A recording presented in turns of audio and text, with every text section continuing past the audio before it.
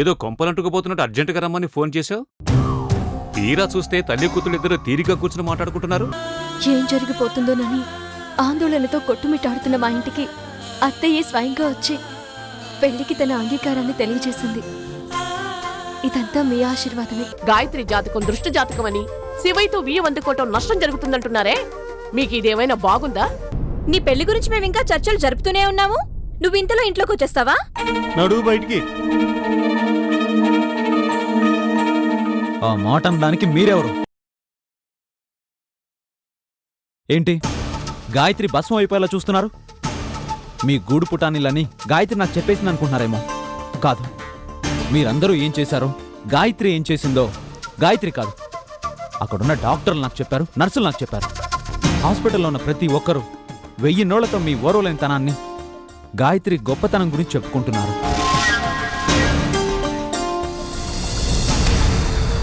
అలాంటి గాయత్రిని ఇంట్లోకి రావద్దంటున్నారు మీరు.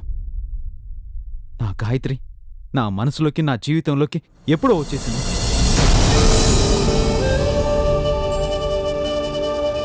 ఇక నా గాయత్రి నా జీవితంలో ఎప్పుడూ ఈ ఇంట్లోనే ఉంటుంది.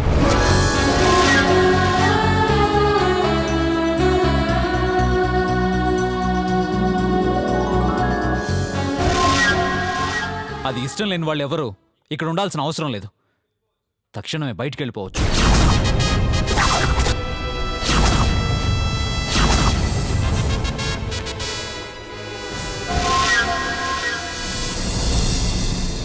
అదేంటి బామర్ది, నీ కాలు విరిగిందని, ప్రాణానికి ప్రమాదం అని భయపడి పెళ్లి వాయిదా వేయాలనుకున్నామే కాని గాయత్రి యోగిరాలని మాకు మాత్రం తెలియదా?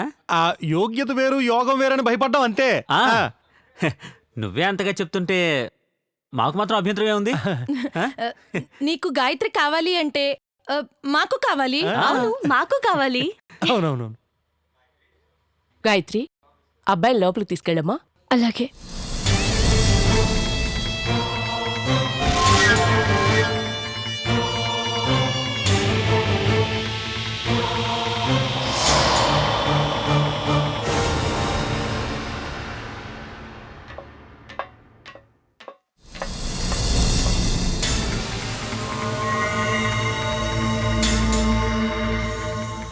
మూడు ముళ్ళు పడకముందే మొగుడు పెళ్ళల్లా ఫీల్ అయిపోతున్నారేంటి? లక్ష్మి,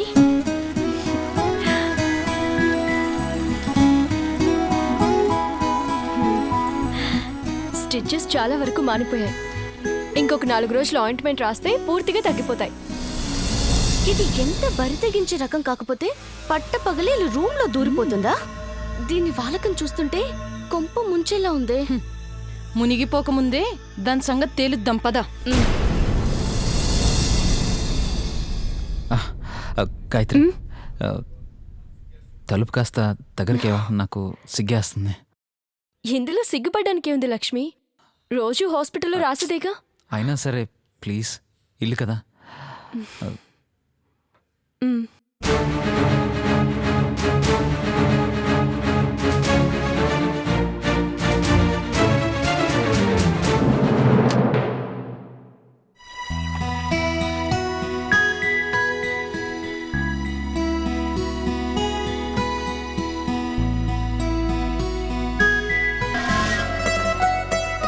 ఇప్పుడు ఎలా ఉంది లక్ష్మి? హాయిగా ఉంది. నువ్వు ఇలా రాస్తుంటే ప్రాణం గాల్లో తేలిపోయినట్టుంది. కొంపలు అంటుకుంటున్నాయి సుగ్న. మెల్లగా.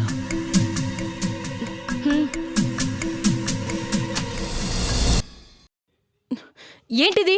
ఏమనుకుంటున్నావు? ఇంకా పెళ్లి కూడా కాలేదు, ఇంతకు తెగించావా? ఏమే ఆడదానివి, నీకేనా సిగ్గు లేకపోయిందా? ఇల్లు అనుకున్నావా, దొమ్మరి గుడిసె అనుకున్నావా? నడవే బయటికి. ఆగండి, అసలు మా ఇద్దరి గురించి మీరేమనుకుంటున్నారు? లక్ష్మి ఇప్పుడిప్పుడే కోలుకుంటున్న పేషెంట్. నేను హాస్పిటల్ చేత అపాయింట్మెంట్ చేయబడిన నర్స్ని. ఎప్పుడైనా ఎక్కడైనా ట్రీట్మెంట్ ఇవ్వడం నా డ్యూటీ. అదే నేను చేస్తున్నాను. ఇది ట్రీట్మెంటా?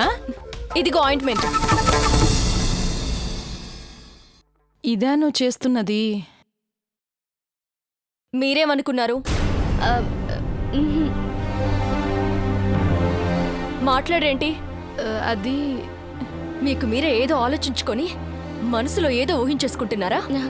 ఆలోచన అక్కది. ఊహలు చెల్లివి.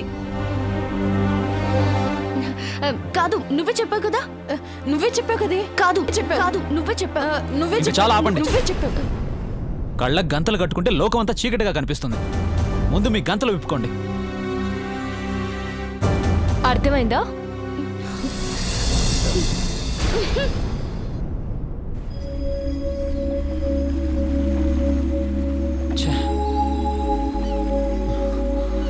సారీ గాయత్రి. పర్లేదు లక్ష్మి.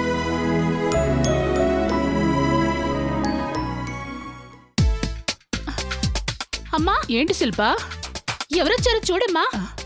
ఎవరొచ్చారే? ముందు వచ్చి చూడమ్మా. రామ్మా. కోపంగా వెళ్ళిపోయినా మీ నాన్నగారు వచ్చుంటారు, అంతేనా? కాదమ్మా, ముందు వచ్చి చూడు. ఇలా రా. ఏంటి, ఎవరు లేరు కదా? నేను పిలుస్తానుండు. డార్లింగ్, డార్లింగ్, లోపలికి రా. హలో అత్తయ్య. ఓ, అల్లుడు గారా? రండి రండి.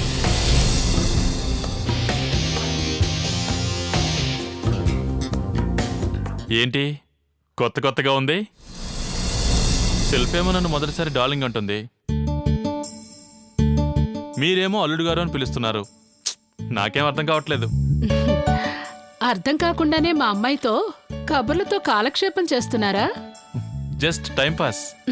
ఆ టైం పాసే కొంతకాలానికి కాపురం అవుతుంది. నాకు నువ్వు అల్లుడివి అవుతావు. మా వారు అంటే శిల్ప డాడీ నీకు మావయ్య, మీ మావయ్యకి నేను భార్యని. అంటే నువ్వు నాకు అల్లుడివే కదా. ఆ రూట్లో వచ్చి నీతో సంబంధం కలుపుకోవాలని నేను శిల్ప అనుకుంటున్నావు అల్లుడు. ఎలా ఉంది? బాగుంది, వినటానికి హాయిగా ఉంది. ఇంతకీ ఈ సంగతి మావకి తెలుసా?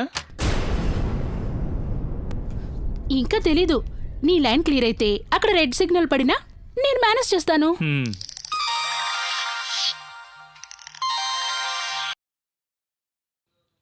మావయ్య. హలో మావయ్య. ప్రకాష్, ఎక్కడున్నావు? ఎక్కడున్నావని అడుగుతున్నారు.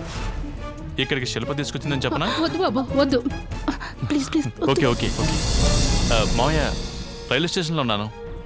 సిగ్నల్ కోసం వెయిటింగ్. లైన్ ఇంకా క్లియర్ అవ్వలేదు. రైల్వే స్టేషన్లోనా? అక్కడ నీకేం పనిరా? అదే మావయ్య, ఒక ఫ్రెండ్ని రిసీవ్ చేసుకుందామని. ఓ సరే, ఏం లేదు. నేను ఇప్పుడు హాస్పిటల్కి వెళ్ళి మీ అత్తయ్యని డిశ్చార్జ్ చేయించి ఇంటికి తీసుకొస్తాను. నువ్వు మన బ్రాంచ్ ఆఫీస్కి వెళ్ళి అక్కడ స్టాక్ వెరిఫికేషన్ చేసి సాయంత్రం లోపు నాకు వివరాలు చెప్పు. సరే మావయ్య. ఎంతసేపట్లో బయలుదేరతావు? ఇదిగో ఇప్పుడే బండి సైట్ అయింది, చూసుకుని వచ్చేస్తాను మావయ్య. సరే, త్వరగా వచ్చేయి. అలాగే. ఏంటి మా మావయ్య అంటే మీకు అంత భయమా? ఏ మీకు లేదా అల్లుడు? భయమా? హడల్. మాకు కూడా ఇంచుమించు అంతే. అందుకే నువ్వు ఇక్కడ ఉన్నట్టు చెప్పొద్దు అన్నాను. ముందు ఆ భయం పోగొట్టుకునే ప్రయత్నం చేయండి. ఆ తర్వాత పెళ్లి సంగతులు మాట్లాడుకుందాం. నేను మా మావయ్య మాట మాత్రం జవదాటను. నాకంత సీన్ లేదు. వస్తాను అత్తయ్య. బాయ్. చూసావా, వెళ్ళిపోయాడు అల్లుడు. మీ నాన్నంటే భయం అని ఎందుకన్నావే? ఏ నీకు లేదా? నాకు అస్సలు లేదు. ప్రకాష్కి మాత్రం ఉందనుకుంటున్నావా? అంతా నటన. అతనిలాగే మనం కూడా భయపడుతున్నట్టు నటించావే అనుకో, ఆ భయం కాస్త భక్తిగా కూడా మారే అవకాశం ఉంటుంది.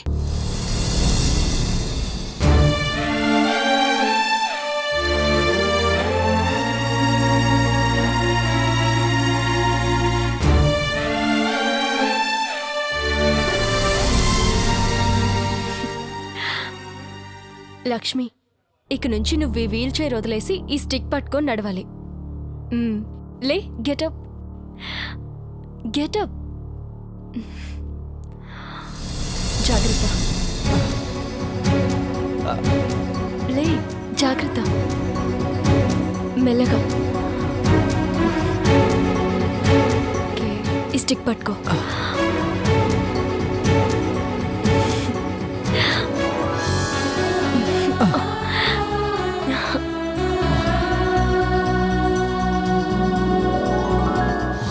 మెల్లగా అడుగులు వే లక్ష్మి.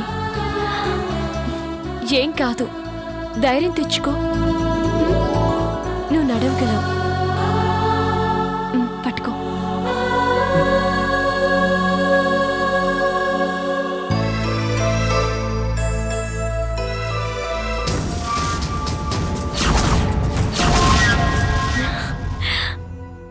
జాగ్రత్త. Very good.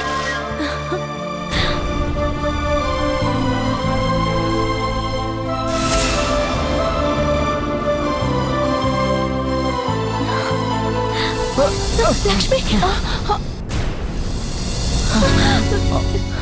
జాగ్రత్త. జాగ్రత్త లక్ష్మి. సారీ గాయత్రి, నీకు చాలా శ్రమ కలిగిస్తున్నాను. క్షమాపణలు మన మధ్య ఉండకూడదు లక్ష్మి. నీకు భుజం కాయడానికే ఆ దేవుడు నన్ను పుట్టించాడు.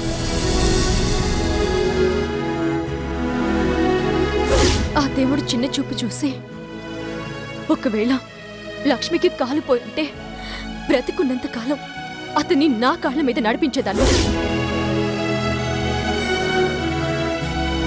లక్ష్మి నా సర్వస్వం అనుకున్నదాన్ని ఇల్లాలిగా కాకపోతే తల్లిని జీవితాంతం ఆదుకుంటాను.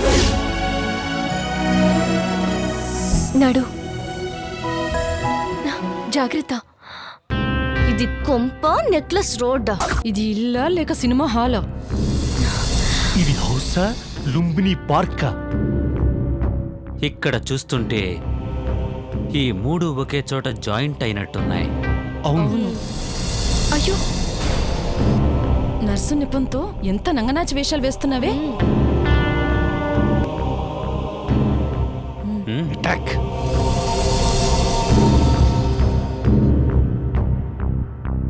అయ్యయ్యో, అసలు ఏం జరుగుతుంది ఇక్కడ? అమ్మా, ఏం చేస్తుందో చూస్తున్నావా? పెళ్లికి ముందు ఇలా రావడాలేంటి పోవడాలేంటి ఇలాంటివన్నీ మన ఇంట వంట ఉన్నాయా అత్తయ్య? ఇది ఒక నర్సు రోగికి ట్రీట్మెంట్ చేస్తున్నట్లేదు. ఈ భాగవతం 10 మందికి తెలిస్తే మన హరికి పెళ్ళవుతుందా అత్తయ్య? మీ భోగోతం చూస్తూనే ఉన్నాను. భ్రష్టు పట్టిన మీ బుర్రల్లోకి ఎలాంటి దుష్ట ఆలోచనలు వస్తున్నాయో కనబడుతుంది. గాయత్రికి తనే లక్ష్మికి పంచప్రాణాలై బతుకంతా కాపాడుతానని చెప్పింది కదా, ఆ మాటే నిజం చేస్తుంది. చూడమ్మా గాయత్రి, వీళ్ళ మాటలు నువ్వు పట్టించుకోకమ్మా. లక్ష్మి మామూలు మనిషి అయ్యేంత వరకు నీ ట్రీట్మెంట్ నువ్వు చెయ్యి. అలాగే అత్తయ్య.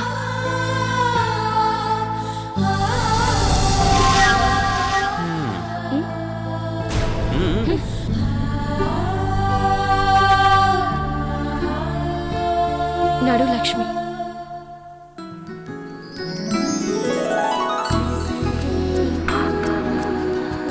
వదినా, ఏం చేస్తున్నావు? మీ అన్నయ్యకి వేడి వేడి సూప్ చేస్తున్నాను. ఓహో, ఒకసారి టేస్ట్ చేయి.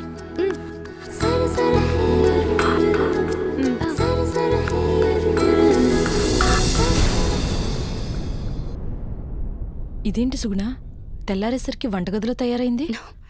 అసలు ఇది రాత్రి ఇంటికెళ్ళిందా లేకపోతే ఇక్కడ తగలడిందా? అదిరింది వదినా.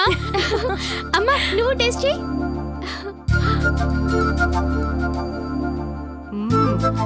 అబ్బా, అద్భుతంగా ఉంది గాయత్రి. అద్భుతమే కాదత్తయ్య, ఈ సూపు ఎముకల బలానికి అమోఘంగా పనిచేస్తుంది. ఏంటి చేతిలో నాకేసుకుంటున్నారు? మూతులు చప్పరం చేసుకుంటున్నారు. బాగుంటుందంటావా? బాగానే ఉందేమో.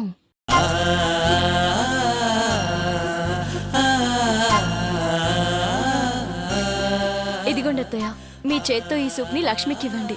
వద్దమ్మా, కన్నతల్లి చేతులతో ఏమిచ్చినా అమృతమైపోతుందట. మందుగుణం పనిచేయదు. నీ చేతులతో నువ్వే ఇచ్చి తాగించు. సరే అత్తయ్య.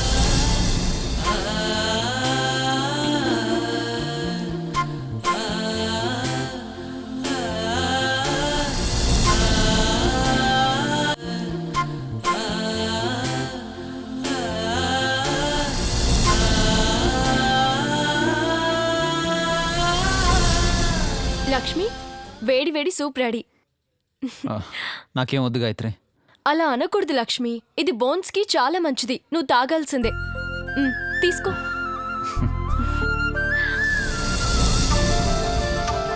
ఏంటమ్మా, గాయత్రి ఇంకా నీ కోడలు కానేలేదు?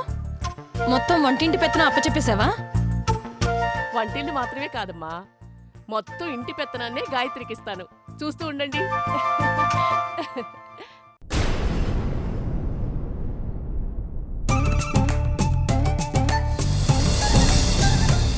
ఏమే, అది పెట్టిన సూప్ అంత సూపర్గా ఉందా?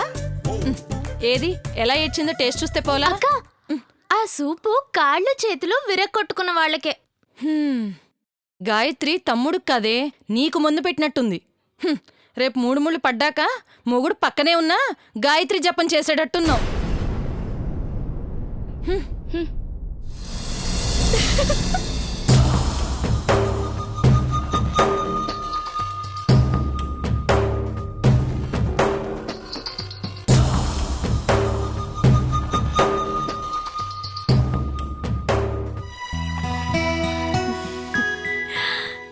Good bye. ఎలా ఉంది సూప్? నీ చూపుల్లాగే వెచ్చగా వేడిగా కమ్మగా ఉంది. కవిత్వం చాలు, ఇప్పుడు వాకింగ్ చెయ్యి. గెటప్. ఆ స్టిక్ లేవు. No stick. స్టిక్ లేకుండా ట్రై చేయాలి. అమ్మో. ట్రై చేయి లక్ష్మి. రా.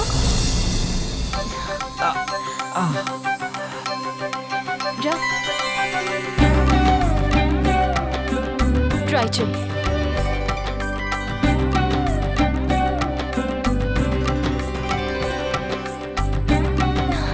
నడవాలి.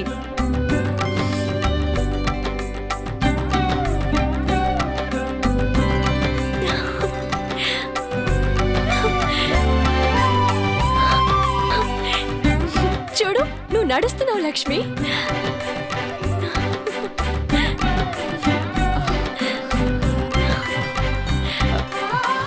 గాయత్రి, ఇప్పుడు అమ్మ చూస్తే ఎంత సంతోషపడుతుందో.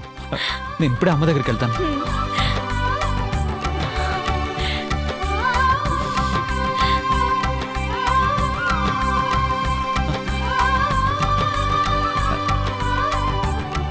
అమ్మా. లక్ష్మి, నాకు నడకొచ్చేసిందమ్మా. ఎవరి సహాయం లేకుండా, ఏ స్ట్రిక్కు లేకుండా నడవగలుగుతున్నానమ్మా.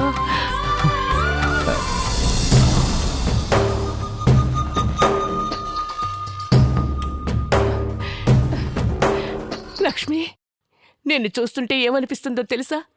నువ్వు చిన్నప్పుడు బుడిబుడి అడుగులు నడుస్తుంటే చూసి ఉప్పొంగిపోయిన అమ్మ మనసురా ఇది.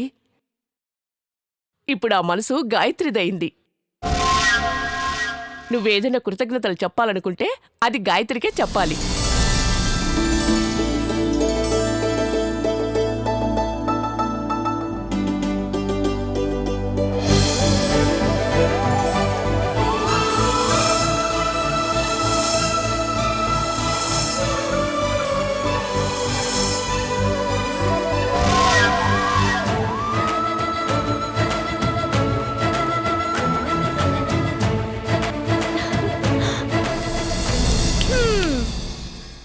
ఇద్దరి చూపులు చూస్తుంటే కృతజ్ఞతలు భాషలతోనూ ఊసులతోనూ చెప్పుకునేటట్టు లేరు. చేతులతో చెప్పుకుంటే బాగుండు అనిపించేలా ఉంది.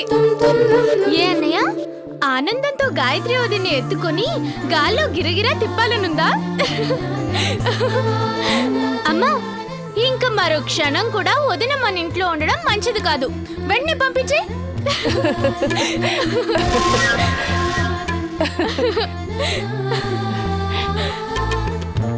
మా ఇంట్లో నువ్వు నడకలు నేర్పించిన మా లక్ష్మీపతిని పెళ్లి పందిరిదాకా నేను నడిపించుకు తీసుకొచ్చి నీ లక్ష్మీపతిగా అప్పగిస్తాను.